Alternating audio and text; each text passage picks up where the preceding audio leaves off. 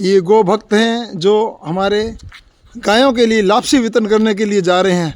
वहाँ गौ भक्तों, वाह, बहुत ही भाग्यशाली, बहुत ही पुण्यशाली है जो बहुत ही मेहनत से इन गायों के लिए लापसी वितरण के लिए ले जा रहे हैं।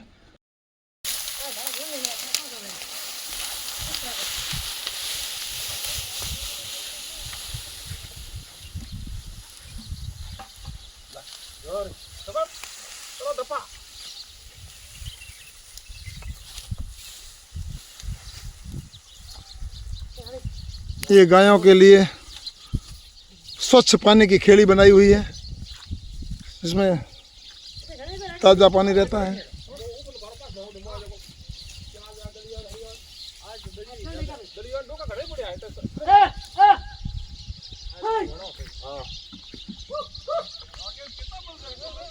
हाँ।